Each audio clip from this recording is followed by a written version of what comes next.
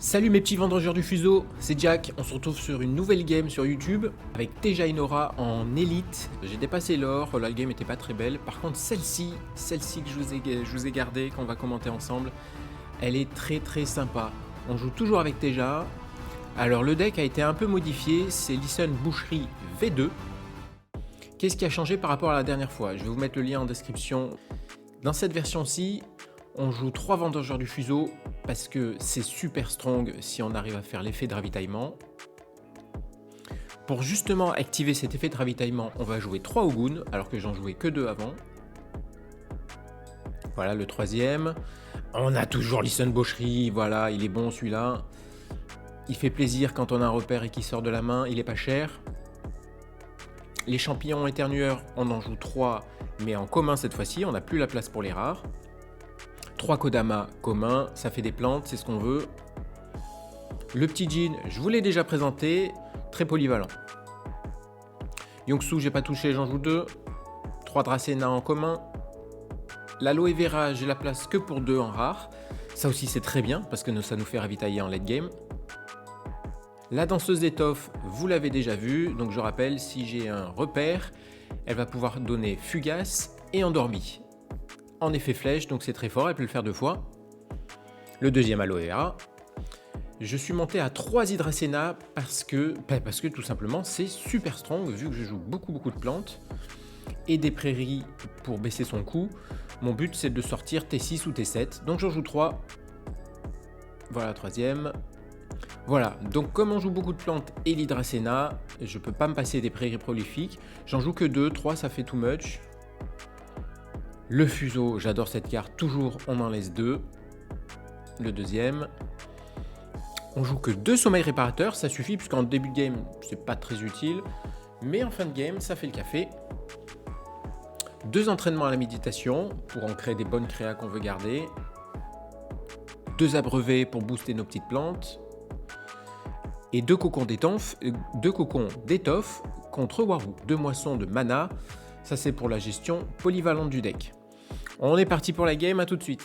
Avant de commencer, n'oubliez pas de vous abonner, ça nous permettra de faire d'autres vidéos. Allez, on va jouer contre YOLO Akin. Donc un Jedi en mode YOLO, je ne sais pas, YOLO Anakin, je ne sais pas. Allez, il joue Tress, c'est très solide. Hein. Qu'est-ce que je me suis fait déboîter par Tress. Je crois que j'en ai jamais gagné en fait. Donc là, la game promet d'être sympa. On va pas garder Kodama. Ogun, j'en ai déjà un. On a déjà notre combo vendangeur Ogun. Et je pense que je vais garder la prairie parce que moi j'ai beaucoup d'uniques qui sont dépendants des repères. Donc j'aime toujours garder un repère. Puis ça nous permettra de diminuer notre coût pour après. Allez, commence avec un T1 classique. Donc le plan c'est de jouer vendangeur et Ogun de l'autre côté. Parfois ça peut prendre 2 expéditions. C'est assez strong.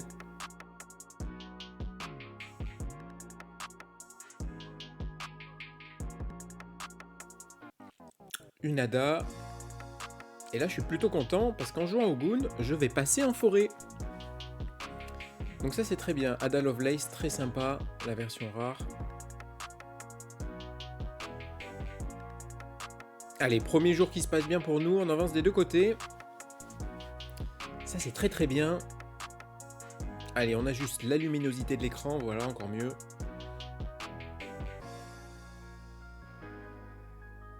On essaie d'aller vite au début, avant qu'il ait trop de compteurs. On a notre première Hydracena. Vu que j'ai la prairie prolifique, je me dis que ça va être sympa de la garder pour lui mettre le plus tôt possible. C'est très bien de mettre une Hydracena T6.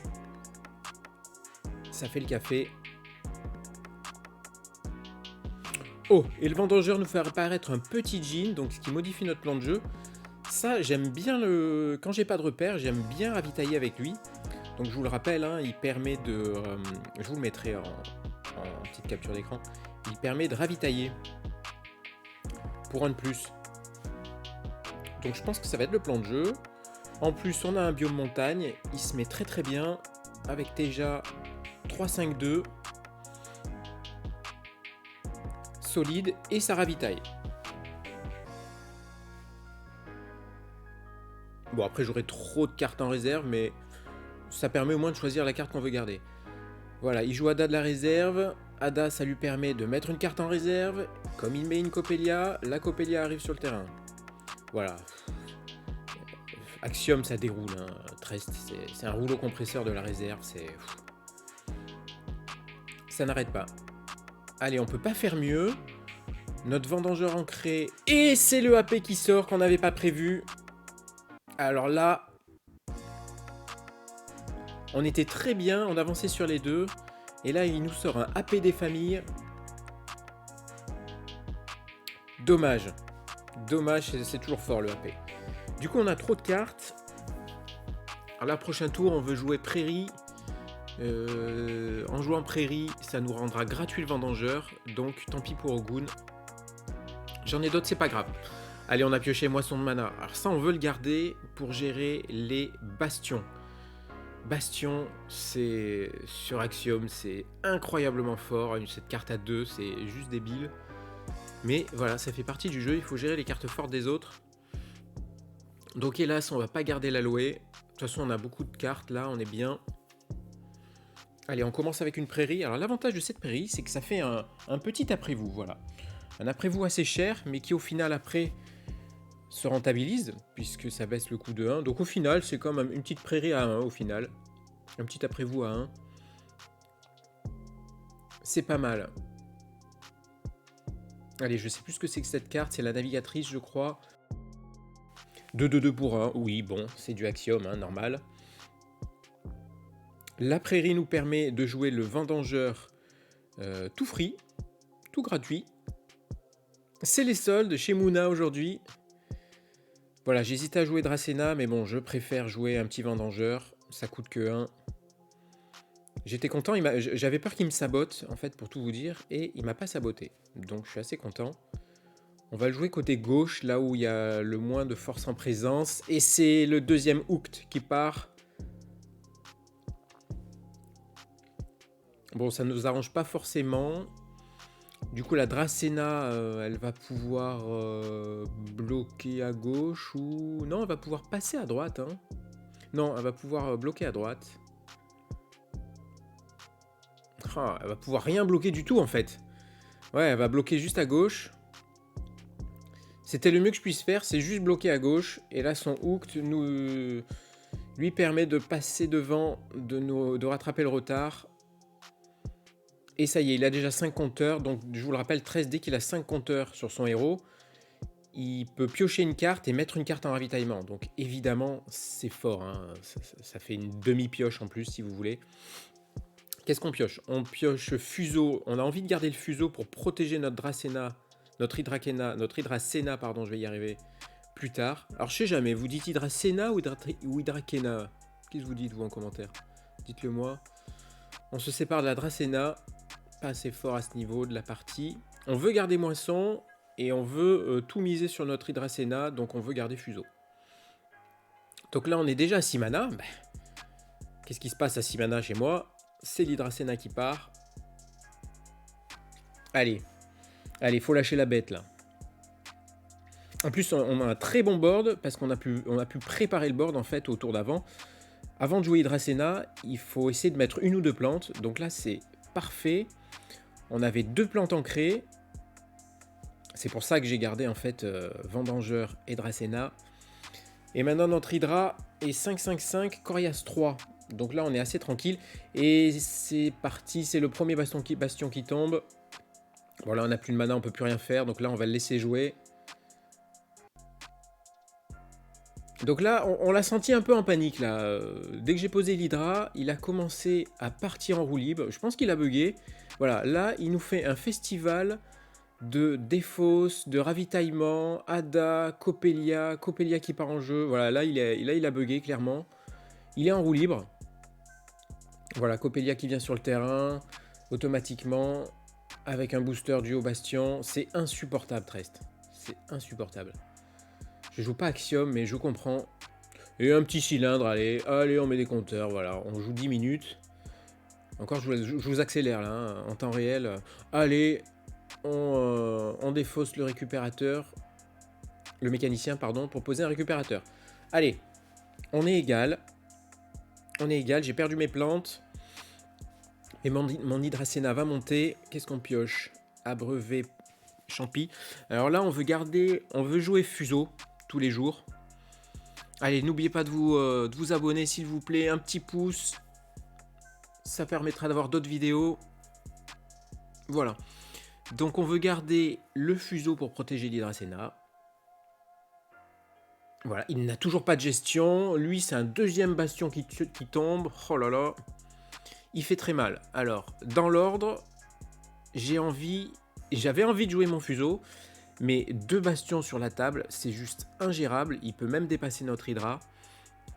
Donc je pense que là, le plan de jeu, c'est de d'abord gérer un bastion. Pourquoi je dis bastion? Oui, c'est le bastion Bravo, c'est le Havre. On va gérer un Havre. Ça va déjà le calmer un petit peu, parce que regardez tout ce qu'il a en réserve. C'est juste insane. Voilà, donc il commence à jouer les récupérateurs de sa réserve, récupérateur qui fait arriver une autre carte.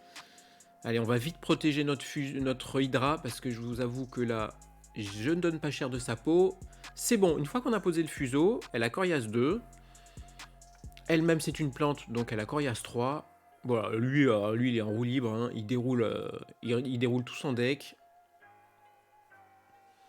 Moi, je n'ai plus rien à faire. Alors oui, je pouvais jouer le champi éternueur pour 1. Mais ça sert à rien, parce que regardez ce qui nous déroule à droite. Et au final, je me sens safe avec le fuseau. Donc, je préfère le garder pour la suite, parce que, je sais pas si vous avez vu, mais j'ai plus de cartes. Et lui a passé tout son deck. Voilà, c'est intense comme partie, parce que je suis pas en avance, là. Hein. Là, il faut rien que je lâche. Mais s'il n'arrive pas à gérer mon Hydra, je me dis qu'au tie-break, je vais gagner. Alors, qu'est-ce que je pioche? Alors, je pioche beaucoup d'endormis. C'est pas trop ce qu'on veut. C'est pas trop ce qu'on veut, mais bon. On aurait voulu un bon petit aloe vera ancré là. Ceci dit, un sommeil réparateur va être très efficace, je pense. Même si Axiom, ça joue plutôt des petites créas. Hein, donc. Et l'Hydra qui monte, 14, ça fait plaisir. On se sent safe côté gauche. Voilà, donc on s'inquiète plus du côté gauche. On va ouvrir un petit champi. Voilà. Pour prendre la température de l'eau. Hein. Et vous allez voir que l'eau est très chaude. Alors, je ne sais plus ce que c'est que cette carte. C'est la navigatrice ou non, c'est pas la navigatrice, je sais plus. Bref, il la défausse tout de suite pour faire popper une Ada unique. Regardez comme elle est belle, je vous l'ai mis. Elle a un effet Anansi. Elle est godlike, elle est god tier. On peut mettre une carte en réserve et si on le fait, elle prend un boost pour chaque carte en réserve. C'est juste godlike. Regardez, 6-6-5 pour 3 et de la réserve, elle coûtera que 2. Into Frankenstein qui lui permet de réactiver son havre pour ravitailler. Ah non, mais le mec, regardez le nombre de cartes, il lui reste 7 cartes. Le mec m'a déroulé tout son deck. Cette Ada était un banger. Hein. C'était une carte de zinzin, comme on dit dans le milieu. Voilà, donc il continue, il est en roue libre, vas-y, mécanicienne. Le truc de Kélon là, 2-4-4 pour 2, n'importe quoi. Voilà, donc il est hyper strong à droite. Donc moi, tout ce que je fais, c'est temporiser pour le prochain tour, mettre des plantes.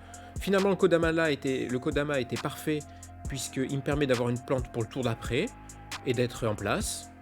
On est collé, sauf que j'ai un board monstrueux, et c'est l'unique. Et c'est la danseuse d'étoffe qui pop.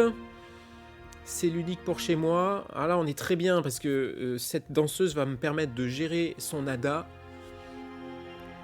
Très belle Ada unique, hein. Franchement, ça fait plaisir de voir des uniques comme ça.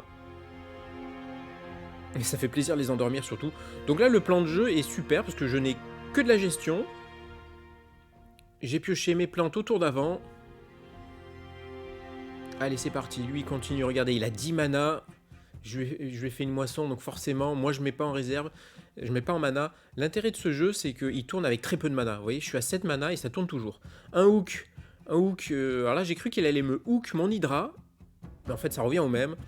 Donc, il m'a juste hook un champi pour s'en débarrasser. Moi, je lui pète son deuxième havre. Et ça, c'est très bien. Là, il est en PLS parce que toutes les cartes de sa réserve, maintenant, bah, elles sont plus si fortes que ça. Voilà, donc il met une carte en réserve, son nada, ouais, voilà. 6-6-5 pour 2, c'est juste banger, banger. Mais hélas, ce n'est pas coriace, et oui. Donc son nada, elle s'est réveillée un petit peu trop tôt ce matin. Elle pique un petit somme. La décharge, là encore j'ai eu peur pour mon Hydra, mais elle a tellement de coriace et la décharge ne gère pas l'Hydra, c'est fait que pour les petites créas. Je pense qu'il cherchait ça. Regardez, il a 2 cartes dans son deck. Voilà, il tente de faire tout ce qu'il peut. Ouais, on revoit encore la Hada, hein, très très belle. Il tente de faire tout ce qu'il peut, mais chez moi c'est la danseuse unique qui part. Allez, elle part. Là, on n'a pas besoin de jouer fugace, mais c'est surtout le fait dodo. Ça, c'est tellement bon. Donc, il se retrouve avec 0 en face. Moi, j'ai 21 à gauche de board. Et à droite, je suis assez solide. Là, il a plus de mana. Je crois que là, YOLO Akin n'est plus très YOLO. Voilà, il me gère mon sommeil de la réserve. C'est pas très grave. Ça passe crème. Il fait tout ce qu'il peut. Il prend des compteurs. Voilà, j'ai vu tout son deck. Alors voilà, est-ce qu'il cherchait une carte pour me gérer mon Hydra? Je pense. Et peut-être qu'il l'aura jamais eu. Allez, merci pour cette belle game, je suis content de vous la montrer. C'était YOLO Akin qui avait quand même 345 points, ce qui me fait monter en élite. Voilà, on est super content, on est ravis. Allez, je vous lâche un petit artwork d'Hydracena, voilà, que j'ai dessiné comme ça en 5 minutes. Hein. Merci les gars, c'était Jack, on se retrouve à bientôt. On se retrouve bientôt, hein, on se retrouve pas à bientôt, ça ne veut rien dire. Pour une prochaine game, n'oubliez pas de me lâcher un petit abonnement, un petit like. Allez, salut, portez-vous bien, la bise.